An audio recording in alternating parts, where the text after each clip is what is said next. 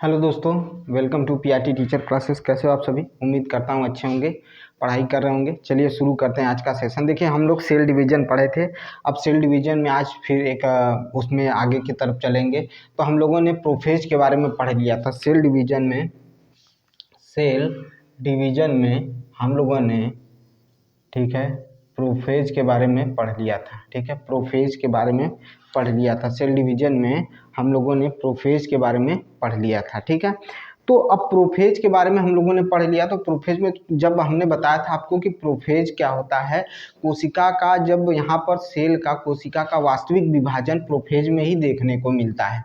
ठीक है, तो अब जब प्रोफेज में वास्तविक विभाजन देखने को मिलता है कोशिका, तो होता क्या है, तो इसमें जो क्रोमैटिन होता है, ठीक है, वो छोटे होते हैं और जाल के रूप में होते हैं और मोटे होकर गुणसूत्र का निर्माण करना शुरू करते हैं। यानी छोटे होते हैं, जाल का निर्माण करते हैं, मोटे होकर गुणसूत्र बनाते हैं। ठीक है, और क्रोमोसोम जो होते हैं वो दो अर्ध भागों में बढ़ जाता है। क्रोमोसोम जो होता है दो अर्ध भागों में बढ़ जाता है और बढ़कर गुणसूत्र को के साथ काम करता है। ये चीज हो गई। अब दो भागों में जब ये बंटते हैं ना, तो इनके दो भाग एक इंड पर आकर क्या होता है, जुड़े रहते हैं, कनेक्ट रहते हैं एक दूसरे से। क्या होते हैं, एक बिंदु पर कनेक्ट होते हैं। इनके दोनों भाग जो हम, मतलब जो यहाँ पर क्रोमोसोम जो कट रहा है, क्रोमोसोम जो बट रहा है, ये जैसे इस तरह से कुछ मानिए, तो इस तरह से क्रोमोसोम क्या हो रहा है, तो यहाँ पर आकर एक भाग पर, यहाँ पर क्या होता है, आकर आपस में जुड़े रहते हैं। ठीक है, और इसी बिंदु को क्या कहा जाता है, तो सेंट्रोमेयर कहा जाता है। क्या कहा जाता है, तो सेंट्रोमेयर कहा जाता है। इसी भाग को सेंट्रोमेयर कहा जाता है। ठीक है, सेंट्रोमेयर कहा जाता है। ठीक है, अब इसी अवस्था में क्या देखने को मिलता है, तो इसी अवस्था में, इसी अवस्था के अंत में केंद्रक झिल्ली, ठीक है, इसी अवस्था के अंत में केंद्रक झिल्ली और कोशिका क्या हो जाती है, गायब हो जाती है। क्या क्या गायब होता है, तो इसी अवस्था के अंत में केंद्रक झिल्ली तथा तथा कोशिका द्रव्य क्या हो जाता है, गायब हो जाता है। कोशिका द्रव्य क्या हो जाता है, केंद्रक झिल्ली, सॉरी कोशिका द्रव्य कर रहे हैं, केंद्रक झिल्ली और केंद्रिका, ठीक है, केंद्रिका क्या हो जाती है, गायब हो जाती है। केंद्रिका गायब हो जाती है। कोशिका, केंद्रक झिल्ली और केंद्रिका क्या हो जाती है, गायब हो जाती है। ये दोनों चीज यहाँ पर क्या हो जाते हैं, गायब हो जाते हैं। और तुर्क धागे का क्या करते हैं, निर्माण करते हैं। तुर्क धागे का क्या करते हैं, निर्माण करते हैं। तुर्क धागे का निर्माण करते हैं। तो हम लिख सकते हैं, इसी में हमने आपको बताया था। अब इसके में आगे देखिए मैं क्या कह रहा हूँ, तो मैं कह रहा हूँ देखिए, हमने अभी जब हम पढ़ रहे थे कोशिका के बारे में, तो कोशिका विभाजन में हमने क्या क्या पढ़ लिया था, तो कोशिका विभाजन में हमने पढ़ लिया था, आपका पहला पढ़ा था असूत्री विभाजन पढ़ा था। फिर उसके बाद हम लोगों ने अब शुरू किया था अर्धसूत्री विभाजन। ठीक है, अर्धसूत्री विभाजन हो गया, असूत्री विभाजन हुआ था, फिर समसूत्री विभाजन हुआ। समसूत्री विभाजन में हमने थोड़ा सा उसके बारे में जाना कि कौन खोज किया था, ये सारी चीज़ें हो गई थी। फिर उसके बाद समसूत्री विभाजन में दो चीज़ें होती हैं, तो एक केंद्रिका विभाजन। केंद्रिका विभाजन में हमने अंतरावस्था पढ़ लिया था। ये कुल 5 भागों में बटा होता है। ठीक है, 5 भागों में बटा होता है। तो अंतरा, मतलब पहला पढ़ा थे तो अंतरा विभाजन या कहा जाता है अंतरावस्था या विरामावस्था कहा जाता है। इसी को इंटरफेज भी कहा जाता है। अब इन अवस्थाओं को निम्न भागों में बांट दिया गया था। कौन कौन सा, तो G1 फेज हो गया, SP फेज हो गया और G2 फेज हो गया था। ये बांट दिया गया था। फिर प्रोफेज के बारे में पढ़े थे हम लोग। अब प्रोफेज के बाद हम लोग आगे की तरफ चलेंगे, तो हम अब किसके बारे में पढ़ेंगे, तो हमें पढ़ना है कि इस अवस्था में, मतलब हमने पढ़ लिया था प्रोफेज, और प्रोफेज में ही हमने अभी क्या कहा आपसे, हमने प्रोफेज में ये कहा कि जो विभाजन होता है, तो इस विभाजन में हम लोग क्या देखने को मिलता है, तो इस विभाजन में हमको कोशिका द्रव्य, ठीक है, कोशिका द्रव्य, बार बार कोशिका द्रव्य बोलना है, केंद्रक झिल्ली तथा केंद्रिका क्या हो जाती है, गायब हो जाती है। और किसका निर्माण करती है, तो तुर्क धागे का क्या करती है, निर्माण करना शुरू कर देती है। तो हमने कहा कि इस विभाजन में केंद्रक झिल्ली तथा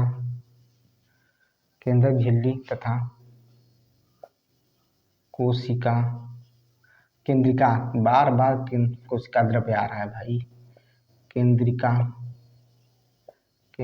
का निर्माण,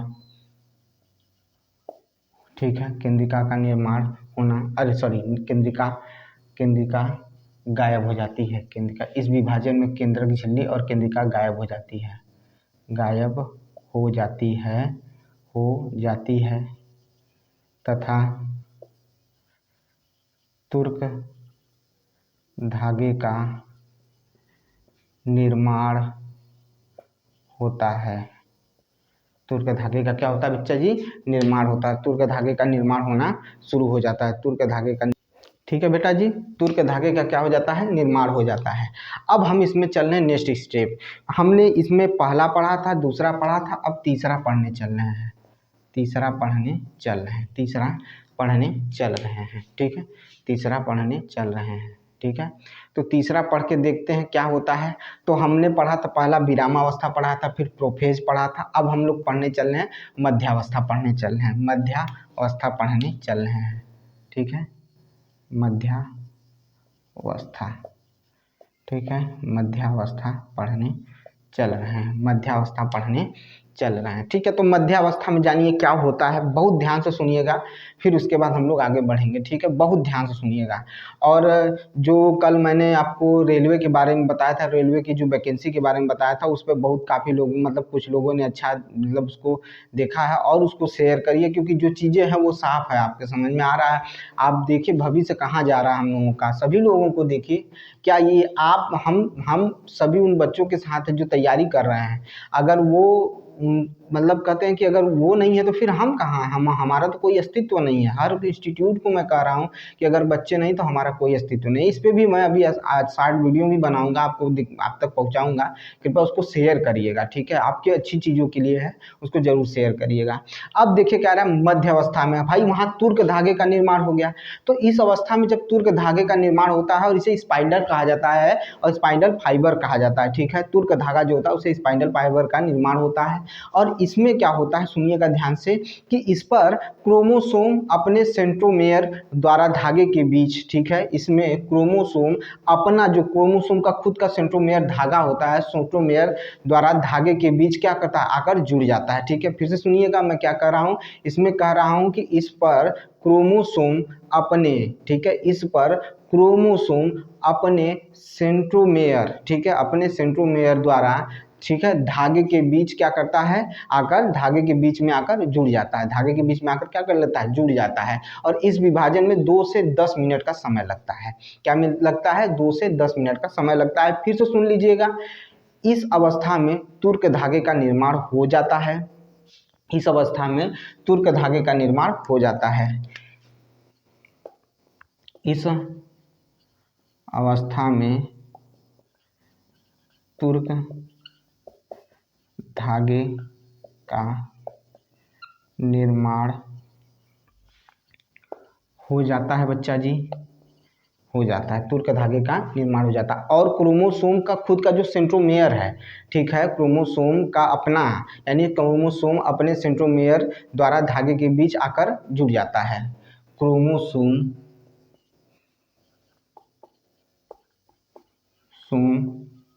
क्रोमोसोम अपने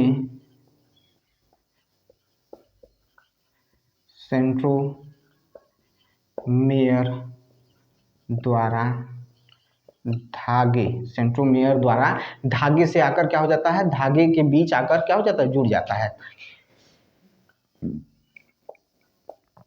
बीच आकर जुड़ जाता है, धागे के बीच आकर जुड़ जाता है, ठीक है, ये चीज़ है। और यह जो विभाजन है, ये इसका जो अवस्था होता है, समय जो होता है वो कितना लगता है, तो 2 से 10 मिनट का समय लगता है। इसमें 2 से 10 मिनट का समय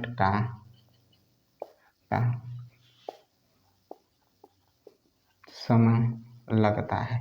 इसमें 2 से 10 मिनट का क्या लगता है, समय लगता है, ठीक है, इसमें 2 से 10 मिनट का क्या लगता है, समय लगता है, याद रखिएगा। तो इस अवस्था में क्या होता है, तुर्क धागे का निर्माण हो जाता है और सेंट्रोसोम जो होता है, ठीक है, क्रोमोसोम जो होता है वो सेंट्रोमेयर के द्वारा धागे से आके धागों के बीच में आकर जुड़ जाता है। और यह अवकाम, ये जो समय है, ये जो मध्यावस्था है, यानी मेटाफेज जो है, ये मेटाफेज जो होता है, ये मेटाफेज है। और ये मेटाफेज जो होता है ये 2 से कितने मिनट के लिए होता है, 10 समय का 10 मिनट का समय लेता है, 2 से 10 मिनट का समय लेता है। अब हम लोग पढ़ेंगे एनाफेज के बारे में। चलिए, अब ये तीसरी अवस्था हो गई। अब चौथी अवस्था देखिए, पहले स्क्रीनशॉट ले लीजिए। चलिए अब देखिए एनाफेज के बारे में देखिए। एनाफेज के बारे में देखिए बेटा जी, एनाफेज क्या है, ठीक है, ये है चौथी अवस्था, एनाफेज, ठीक है, एनाफेज, ठीक है, ये है एनाफेज। एनाफेज के बारे में देखिए, एनाफेज क्या होता है, ठीक है। एनाफेज पहले देख लीजिए, फिर उसके बाद हम लोग इसमें आगे बात करते हैं, ठीक है। एनाफेज के बारे में देखिए, एनाफेज क्या होता है।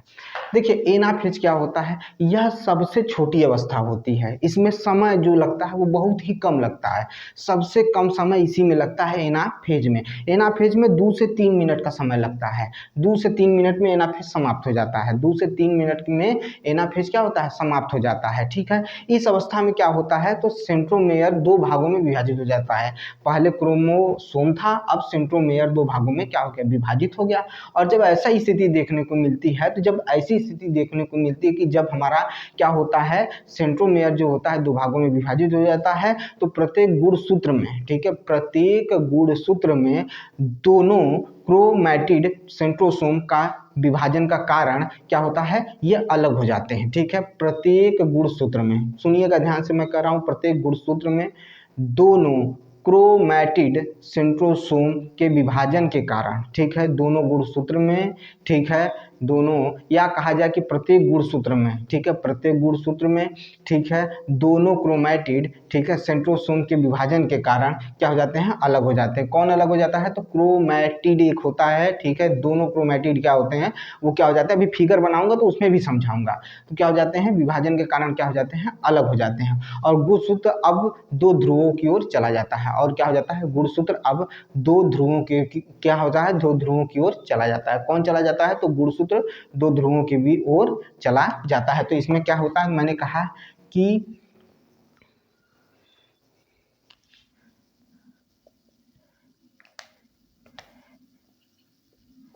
इस अवस्था में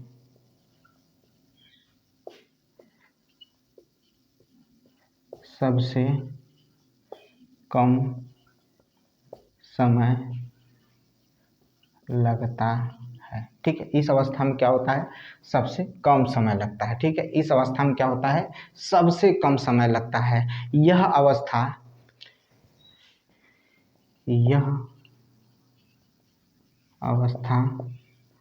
2 से 3 मिनट में समाप्त हो जाती है, समाप्त हो जाती है, 2 से 3 मिनट में समाप्त हो जाती है। अवस्था 2 से 3 मिनट में समाप्त हो जाती है। फिर मैंने क्या बोला था, मैंने बोला कि प्रत्येक गुणसूत्र में जो क्रोमैटिड होते हैं, ठीक है, मतलब कि प्रत्येक गुणसूत्र में 2 क्रोमैटिड होते हैं, ठीक है। और वो क्रोमैटिड जो क्या होते हैं, सेंट्रोसोम के विभाजन के कारण, वो जो 2 क्रोमैटिड होते हैं वो सेंट्रोसोम के विभाजन के कारण क्या होते हैं, अलग हो जाते हैं। मैंने बोला कि प्रत्येक गुणसूत्र में 2 क्रोमैटिड जो होते हैं, 2 क्रोमैटिड होते हैं जो क्रोमोसोम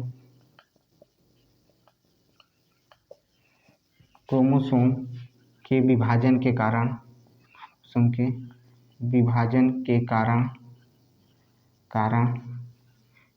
क्रोमोसोम के विभाजन के कारण अलग हो जाते हैं, अलग हो जाते हैं। अब जब ये अलग हो गए तो गुणसूत्र क्या होगा, 2 ध्रुवों की ओर चला जाएगा। गुणसूत्र 2 ध्रुवों की ओर चले जाते हैं, गुणसूत्र 2 ध्रुवों की ओर चले जाते हैं, ठीक है। गुणसूत्र 2 ध्रुवों की ओर क्या हो जाते हैं, चले जाते हैं। गुणसूत्र 2 ध्रुवों की ओर क्या हो जाते हैं, चले जाते हैं। बच्चा जी यहाँ तक ये चीज़ समाप्त हो गई, इस चीज़ को समझ लीजिए, ये चीज़ आपके लिए है, ठीक है। ये रहा आपका एनाफेज, इसके पहले मेटाफेज था, फिर एनाफेज है, अब एनाफेज के बाद क्या है, टेलोफेज है। टेलोफेज एकदम लास्ट, इसका इस भाग का सबसे लास्ट है, यानी केंद्रक विभाजन का सबसे लास्ट क्या है, टेलोफेज है। टेलोफेज में हम देखेंगे टेलोफेज में क्या होता है, तो यह अवस्था प्रोफेज की उल्टी होती है। मतलब प्रोफेज जो भी हम लोग इससे पहले देखे थे, ठीक है, जिसमें केंद्रिका गायब हो जा रही थी, ठीक है, और कोशिका जो झिल्ली है वो गायब हो जा रही थी, इसमें उसका उल्टा होता है। तो इसमें क्या होता है, तो इसमें देखिए क्या होता है, केंद्रक और केंद्रिका स्पष्ट हो जाते हैं। मतलब उसमें गायब हो रहे थे और इसमें क्या हो जाते हैं, स्पष्ट हो जाते हैं केंद्रक और केंद्रिका। क्रोमोसोम जो उसमें मोटे थे और छोटे थे वो इसमें क्या हो जाते हैं, पतले हो जाते हैं बेटा जी। इसमें क्या हो जाते हैं, पतले हो जाते हैं। और क्या होता है, इस प्रकार एक केंद्रक से दो केंद्रक का निर्माण हो जाता है और स्पाइंडल फाइबर नष्ट हो जाता है। और स्पाइंडल फाइबर क्या हो जाता है, नष्ट हो जाता है। तो अब हम पढ़ने चल रहे हैं लास्ट इसका, जिसके बारे में मैंने अभी आपको बताया, फिर बताऊंगा, ठीक है, समझिएगा चीज़ों को, ठीक है। फिर उसके बाद इसके फिगर के जरिए आपको समझाऊंगा, इसके फिगर के जरिए आपको समझाऊंगा, घबराइएगा नहीं, ठीक है। तो हम पढ़ेंगे अब टेलोफेज।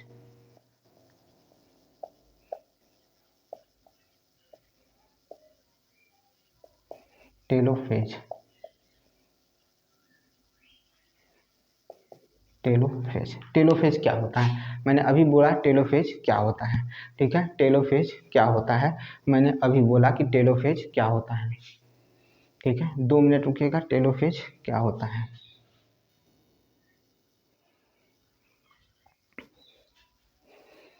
ठीक है। तो चलिए देखते हैं। अब हम लोग पढ़ेंगे साइटोकाइनेसिस के बारे में पढ़ेंगे, यानी इसी का पार्ट है बी, जिसे कहा जाता है साइटोकाइनेसिस, ठीक है। साइटोकाइनेसिस के बारे में पढ़ेंगे, साइटोकाइनेसिस के बारे में पढ़ेंगे, ठीक है। काइनेसिस के बारे में पढ़ेंगे, ठीक है। साइटोकाइनेसिस के बारे में क्या करेंगे, पढ़ेंगे, ठीक है। काइनेसिस के बारे में पढ़ेंगे। यहाँ पर हो गया आपका सेंट्रोकाइनेसिस के बारे में पढ़ेंगे। तो सेंट्रोकाइनेसिस क्या होता है, तो कह रहा है कि बेटा ध्यान से सुनिएगा कि केंद्रक के विभाजन के बाद, ठीक है, केंद्रक का जब विभाजन हो जाता है ना, तो संकुचन द्वारा कोशिका का भी विभाजन होने लगता है। जब केंद्रक विभाजन, अंदर ही केंद्रक का विभाजन हो जाएगा तो कोशिका आपकी संकुचित होने लगेगी, कुछ इस तरह से बनना शुरू हो जाएगी। और जब संकुचित हो जाएगी तो उसका भी विभाजन, कोशिका का भी विभाजन हो जाएगा। और इस प्रकार से एक मातृ कोशिका से दो संतति कोशिका का निर्माण होता है। इसमें बस इतना ही कहा गया है। और पौधों में साइटोकाइनेसिस की क्रिया सेल प्लेट द्वारा होती है, ठीक है। साइटोकाइनेसिस की क्रिया जो होती है वो सेल प्लेट द्वारा होती है। सेंट्रोकाइनेसिस की क्रिया सेल प्लेट द्वारा होती है, ठीक है। यहाँ पर वाई कहीं कभी वाई रहता है, कहीं कहीं आई देखने को भी मिलता है, ठीक है। तो इसमें मुख्य याद करने की क्या ज़रूरत है, तो यहाँ पर देखिए हम लिख सकते हैं। इसमें अगर हम लिखें पहला, तो इसमें लिखेंगे कि केंद्रक विभाजन के कारण, विभाजन के कारण, केंद्रक विभाजन के कारण कोशिका में संकुचन होने लगता है, कोशिका में संकुचन होने लगता है। और जब संकुचन होने लगता है तो संकुचन की वजह से कोशिका का क्या हो जाता है, विभाजन होने लगता है। अतः एक मातृ कोशिका दो संतति कोशिका में विभाजित हो जाती है, कोशिका में विभाजित हो जाती है, ठीक है। ये हो गया, मातृ कोशिका दो संतति कोशिका में विभाजित हो जाती है। और क्या होता है, तो पौधों में देखिए, एक इम्पॉर्टेंट नोट करके लिखिएगा, ये नोट है आपके लिए, बहुत इम्पॉर्टेंट है। इसमें क्या है कि जो पौधों में साइटोकाइनेसिस की क्रिया जो होती है वो सेल प्लेट द्वारा होती है। पौधों में साइटोकाइनेसिस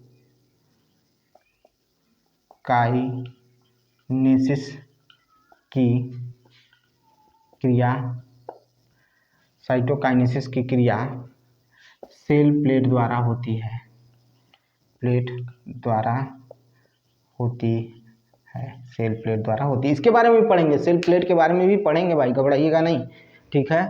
सेल प्लेट के बारे में भी अभी हम लोग पढ़ेंगे, ठीक है। क्लियर रखिएगा, इसके बारे में भी अभी हमें जानना है, ऐसा नहीं है कि हम इसके बारे में नहीं जानेंगे, ठीक है। लेकिन जो चीज़ें अभी क्लियर है पहले उसको कर लीजिए।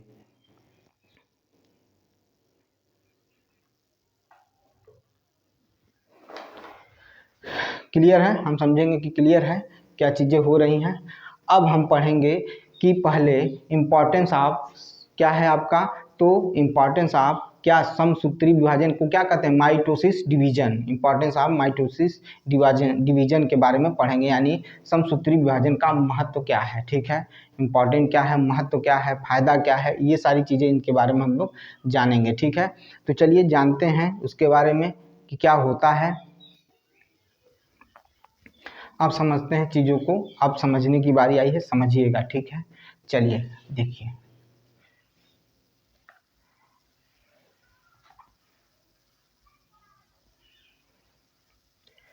समसूत्री विभाजन का महत्व देखते हैं।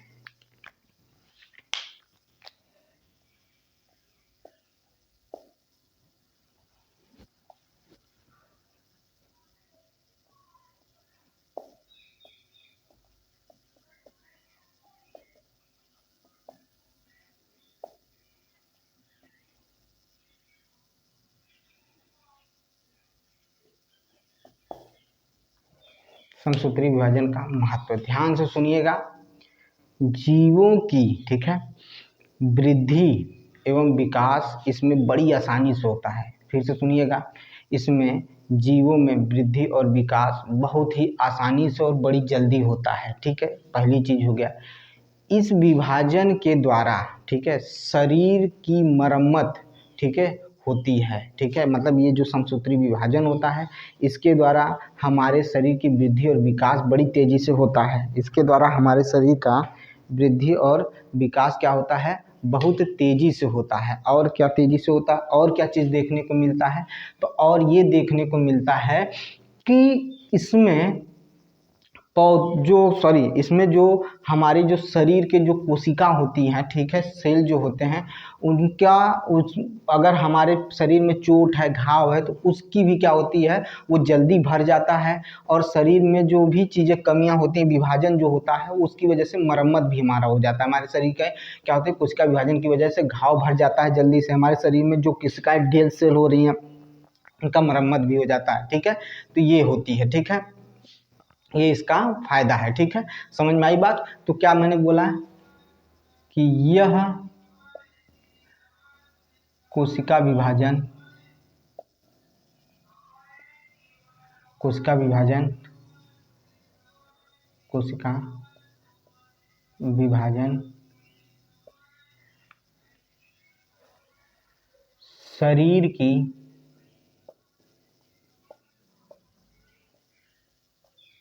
वृद्धि व विकास में सहायक होता है, वृद्धि और विकास में सहायक होता है। पहला चीज, ठीक है, वृद्धि और विकास में सहायक होता है, ठीक है। ये शरीर के वृद्धि और विकास में सहायक होता है, ठीक है। यह शरीर के वृद्धि और कौन सा विभाजन, तो समसूत्री विभाजन। इस विभाजन से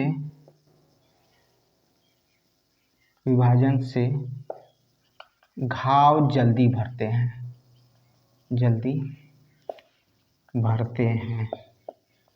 ठीक है। घाव जल्दी भरते हैं, इस विभाजन से घाव क्या होते हैं, जल्दी भर जाते हैं। बेटा जी समझ में आई बात, घाव क्या हो जाते हैं, जल्दी भर जाते हैं। इस विभाजन से क्या होता है, घाव क्या होते हैं, जल्दी से जल्दी क्या हो जाते हैं, तो भर। चलिए अब देखिए, सुनिएगा ध्यान से। हमने पहला क्या पढ़ा था, तो हमने पढ़ा था, कौन सा पढ़ा था, तो इंटरफेज पढ़ा था, यानी विरामावस्था या उसी को अंतरावस्था कहा जाता है। तो वो आपको देखने को कुछ इस तरह से मिलेगा, आप देख लीजिए, उसको देखना जरूरी है, ठीक है। तो हमें वो कुछ इस तरह से देखने को मिलेगा।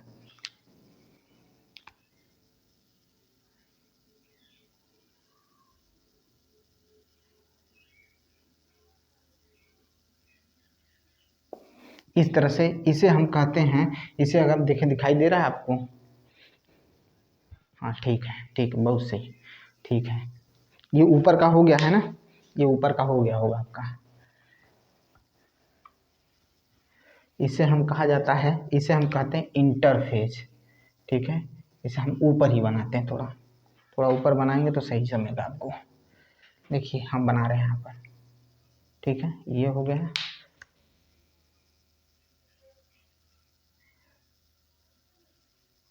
ठीक है, इसे कहते हैं इंटरफेज।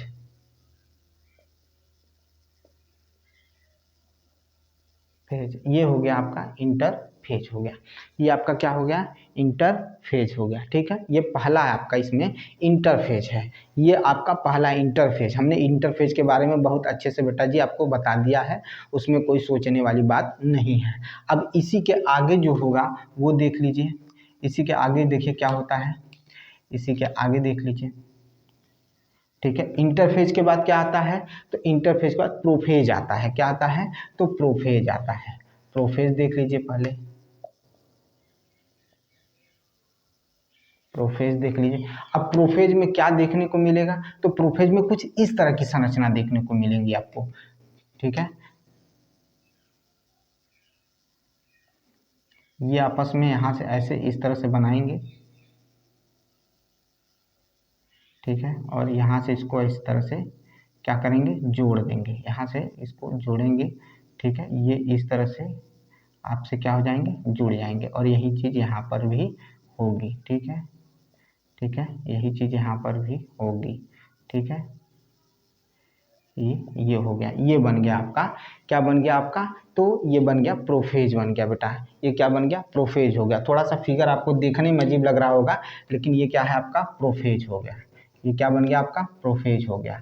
अब प्रोफेज के बाद क्या बताया था मैंने, तो प्रोफेज के बाद मेटाफेज बताया था, जिसे मध्यावस्था कहा जाता है। क्या कहा जाता है, मध्यावस्था,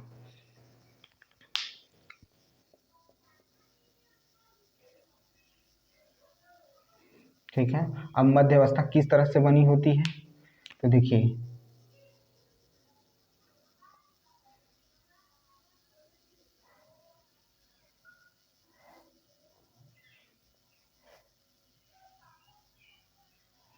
ये इस तरह से आपका क्या होता है, मेटाफेज होता है। अब मेटाफेज में क्या होगा, तो देखिए मेटाफेज में आपको क्या होंगे, लगेगी थोड़ी थोड़ी लाइनिंग टाइप की दिखेगी, ठीक है, इस तरह से दिखेगी, इस तरह से, ठीक है, इस तरह से दिखेगी, ठीक है, इस तरह से दिखेगी, ये दिखेगी आपको, इस तरह की लाइनिंग दिखेगी। लेकिन फिगर वही रहेगा, फिगर क्या रहेगा आपका, ठीक है, ये रहेगा, ठीक है, ठीक है, और इस तरह से बनाइए, ठीक है, और इस तरह से बनाइए, और यहाँ पर भी इस तरह से बनाइए, ठीक है।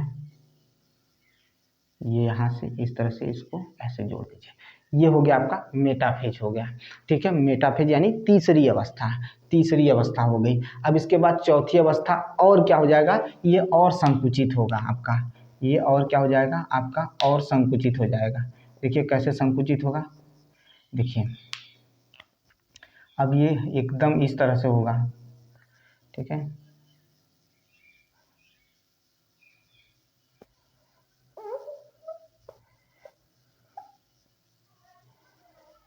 इस तरह से आपका हो जाएगा, ये हो जाएगा और संकुचित होगा। और ये संकुचित जब होंगे ना, तो यहाँ पर फिर यही चीज़ें होंगी थोड़ी थोड़ी सी, ठीक है, ऐसे ऐसे होंगी, ठीक है, इस तरह से, ठीक है, इस तरह से होंगी। लेकिन यहाँ पर क्या हो जाएगा, ये अलग हो जाएंगे, ये पीसेस के रूप में अलग हो जाएंगे। देखिए इस तरह से हो जाएंगी, ठीक है, ठीक है, और ये इस तरह से हो जाएंगे, ठीक है, और इधर भी इस तरह से ऐसे बनेंगे, ठीक है, और यहाँ पर इस तरह से ऐसे बनेंगे, ठीक है। इस तरह से अलग हो जाएंगे, सारे धागे क्या हो जाएंगे, खुल जाएंगे, ठीक है। और जब ये इतना हो जाएगा, तो ये देखिए इसे क्या कहा मैंने, तो इसे मैंने अभी क्या बताया था आपको, तो एनाफेज कहा था। क्या कहा था, तो एनाफेज है ये, एनाफेज है ये, चौथी अवस्था है, ये चौथी अवस्था है एनाफेज। अब यहाँ से क्या हो जाएंगे, ये टूटेंगे और दो ठो बनाएंगे, ये इस तरह से और इस तरह से बनाएंगे, आपको दिख रहा होगा।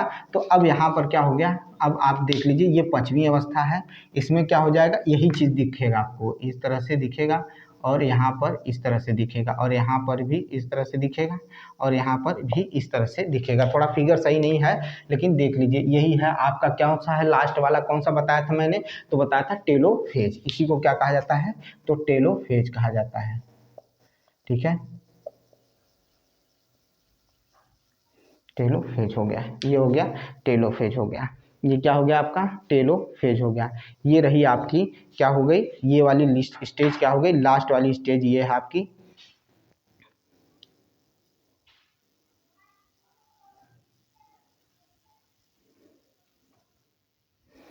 ठीक है, ये टेलोफेज हो गया। ठीक है, समझ में आई बात, तो टेलोफेज आपको समझ में आ गया होगा। चलिए अब समझिएगा चीज़ों को, फिर से मैं फिर समझाने चल रहा हूँ आपको। ये पहली अवस्था है, ठीक है, जिसमें आपको ये क्या है, बिल्कुल एकदम ये संतति है, इंटरफेज होता है। इंटरफेज के बाद क्या होता है, यहाँ से कोशिका का विभाजन, मतलब कहते हैं एक तरह से औपचारिकता शुरू हो जाती है। इस अवस्था में विभाजन आपको देखने को मिलता है, यानी विभाजन की क्रियाशीलता थोड़ी तेज हो जाती है यहाँ, और यहाँ से वास्तविकता में विभाजन शुरू हो जाता है। ये मध्य अवस्था है जहाँ पर स्पाइंडल फाइबर का निर्माण होता है। उसके बाद ये एकदम इसका ये किसका उल्टा होता है, तो इसका उल्टा होता है। और लास्ट स्टेज ये होता है, यही दो संतति सेल हैं, यानी आपके क्या है चाइल्ड सेल हैं, और ये क्या है मदर सेल है। ये चीज़ आपको निकल कर आ गया। अब आप समझ चुके होंगे, हमने इतना जान लिया समसूत्री विभाजन के बारे में। अब हम पढ़ने चल रहे हैं अर्धसूत्री विभाजन के बारे में, यानी मियोसिस के बारे में जानने चल रहे हैं। तो चलिए शुरू करते हैं।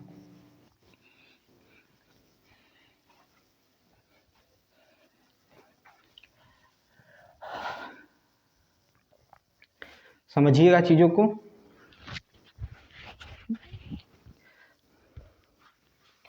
चलिए अब देखते हैं मियोसिस के बारे में देखेंगे, यानी अर्धसूत्री विभाजन के बारे में देखेंगे।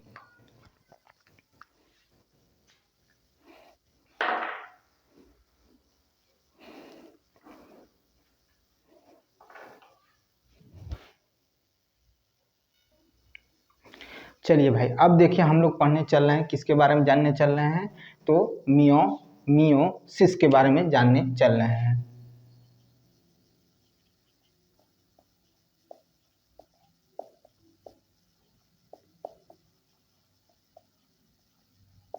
मियोसिस के बारे में जानने चल रहे हैं। अब मियोसिस होता क्या है, अब उसके बारे में जानिए। देखिए पहली चीज़ें तो समझिएगा, जो जो मैं बता रहा हूँ ना, उसको जब तक आप 2 बार नहीं पढ़ेंगे नहीं आएगा, तब आप परेशान रहेंगे। तो याद रखिएगा, जो पढ़ा रहा हूँ उसको पढ़ते रहिए और याद बार बार दोहराते रहिए। ठीक है, 12 लोग देख रहे हैं, 12 ही लोग देखिए, लेकिन उसको लर्न करते रहिए, उसको ध्यान देते रहिए। चलिए देखिए क्या होता है, अर्धसूत्री विभाजन क्या होता है। अर्धसूत्री विभाजन जो होता है, ये विभाजन जो होता है ये न्यूनकारी होता है। अब न्यूनकारी का मतलब क्या होता है, तो बहुत छोटा विभाजन होता है। ठीक है, इसे न्यूनकारी विभाजन भी कहा जाता है। ठीक है, और अर्धसूत्री विभाजन जो होता है सदैव द्विगुणित कोशिकाओं में होता है। याद रखिएगा, ये प्रॉपर्टी याद रखिएगा कि यह द्विगुणित कोशिकाओं में होता है। कौन होता है, तो अर्धसूत्री विभाजन द्विगुणित कोशिकाओं में होता है। ठीक है, और फार्मर और मुरे ने सर्वप्रथम 1905 में, फार्मर और मुरे ने सर्वप्रथम 1905 में इसे मियोसिस का नामकरण किया। इसमें मियोसिस का नाम किसने इसको दिया है, तो फार्मर और मुरे ने दिया था 1905 में। ठीक है, इसमें क्या होता है, तो इसमें आपका केंद्रक और कोशिका द्रव्य को 2 बार विभाजित करते हैं। ठीक है, इसमें फिर से सुनिएगा, इसमें मैं क्या कर रहा हूँ, इसमें केंद्रक और कोशिका द्रव्य को 2 बार विभाजन में सम्मिलित करते हैं, या विभाजन में उसको लेते हैं। किसको लेते हैं, तो कोशिका और कोशिका द्रव्य को और केंद्रक को 2 बार कोशिका विभाजन में लेते हैं, तब जाकर ये पूरा होता है। इसीलिए इसे द्विगुणित कहा गया है, इसीलिए इसे क्या कहा गया है, द्विगुणित कोशिका विभाजन कहा गया है। इनमें 2 बार क्या होता है, 2 बार के विभाजन में से पहला विभाजन जो होता है वो मियोसिस प्रथम यानी फर्स्ट कहा गया है, और उसके हास विभाजन भी कहा जाता है। क्या कहा जाता है, हास विभाजन भी कहलाता है। ठीक है, जिनमें गुणसूत्रों की जो संख्या होती है द्विगुणित से अगुणित हो जाती है। ठीक है, द्विगुणित से क्या हो जाती है, अगुणित हो जाती है। ठीक है, समझ में आई बात। तो चलिए पहले पढ़ते हैं इसके बारे में, अर्धसूत्री विभाजन के बारे में, फिर उसके बाद करते हैं। तो अर्धसूत्री विभाजन कैसा विभाजन है, तो न्यूनकारी विभाजन है।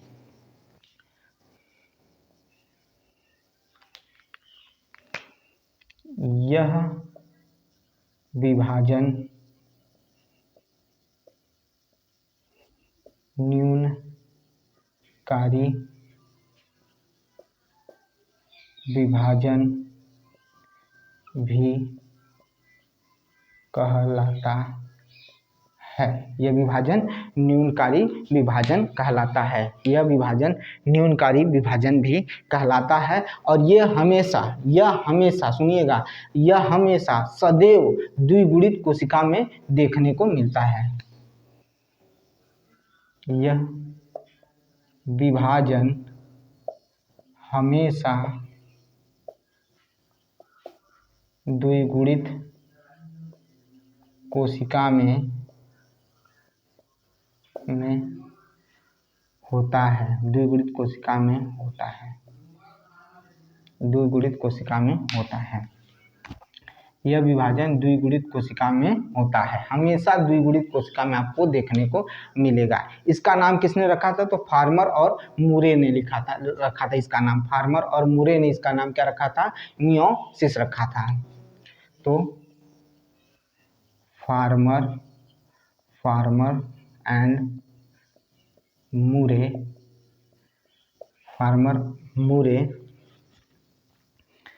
ने 1905 में पहली बार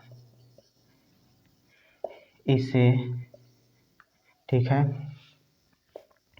मियोसिस नाम दिया था। ठीक है, मियोसिस नाम दिया था। अब यहाँ से आगे चलते हैं। आगे क्या कह रहा है? तो आगे कह रहा है कि यह विभाजन क्या होता है? तो यह विभाजन केंद्रक और कोशिका द्रव्य के 2 बार विभाजन में सम्मिलित होता है। ठीक है, यानी इसमें केंद्रक और कोशिका द्रव्य के 2 बार विभाजन सम्मिलित होते हैं। कोशिका द्रव्य और केंद्रक के 2 बार विभाजन सम्मिलित होते हैं। देखिए, इसमें केंद्रक व कोशिका द्रव्य 2 बार विभाजन में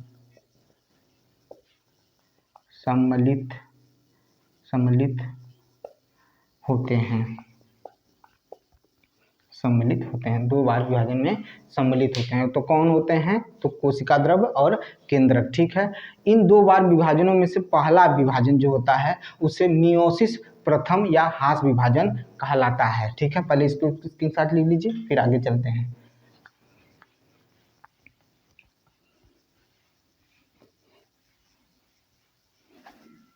इसके पहले विभाजन को क्या कहा जाता है? तो इसके पहले विभाजन यानी 2 विभाजनों में से पहले विभाजन को क्या कहा जाता है? तो मियोसिस प्रथम या हास विभाजन कहा जाता है।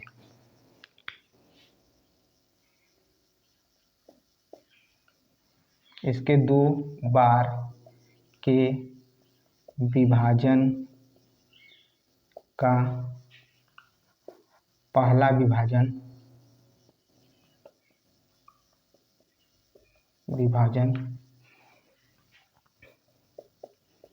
मियोसिस प्रथम या हास विभाजन कहते हैं। ठीक है, ये हो गया। इसके 2 बार विभाजन में से पहले को क्या कहा जाता है? मियोसिस प्रथम विभाजन या हास विभाजन कहा जाता है। इसमें गुणसूत्रों की संख्या द्विगुणित से अगुणित हो जाती है। इसमें गुणसूत्रों की संख्या द्विगुणित से अगुणित हो जाती है। द्विगुणित से क्या हो जाती है? तो अगुणित हो जाती है। याद रखिएगा, द्विगुणित से क्या हो जाती है? अगुणित हो जाती है। किस में हो जाती है? तो अर्धसूत्री विभाजन में देखने को मिलता है। ठीक है, अब दूसरा विभाजन जो होता है उसे मियोसिस द्वितीय कहा जाता है या साधारण समसूत्री विभाजन की भांति होता है। ठीक है, इसके अब देखिए क्या कह रहा हूं,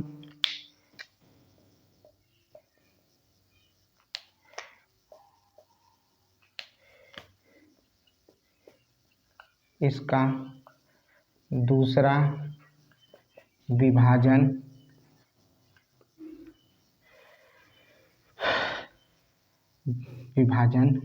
मियोसिस द्वितीय कहलाता है। मियोसिस द्वितीय कहलाता है। ठीक है, यह समसूत्री विभाजन के समान होता है। समसूत्री विभाजन ठीक है, समसूत्री विभाजन के क्या होता है, साधारण समसूत्री विभाजन के भांति होता है, यानी समसूत्री विभाजन के समान होता है। ठीक है, समसूत्री विभाजन के समान होता है। ठीक है, समझ में आया कि नहीं आया भाई, क्लियर हुआ कि नहीं हुआ? ठीक है, इसी को अतः इसमें समविभाजन भी होता है या समविभाजन भी कहा जाता है। ठीक है, मियोसिस के अंत में 4 अगुणित कोशिकाएं बनती हैं। ठीक है, 4 अगुणित कोशिकाएं बनती हैं मियोसिस के अंत में। मियोसिस के अंत में 4 अगुणित कोशिकाएं बनती हैं, याद रखिएगा। ये लिख लीजिए, इतना हो गया इसमें मियोसिस में, यानी अर्धसूत्री विभाजन में। ठीक है, देख लीजिएगा इसको ध्यान से, थोड़ा और इसमें बचा हुआ है, कल हम इसके बारे में जानेंगे। अभी आज इतना ही समझिए पहले, क्योंकि ये चीज़ें बहुत कठिन है, बहुत लोग पहली बार पढ़ रहे होंगे, तो इसको ध्यान से समझिएगा। फिर इसके बाद कल हम इसके बारे में और जानेंगे। ठीक है, मिलते हैं आपसे नेक्स्ट वीडियो में। बहुत बहुत धन्यवाद।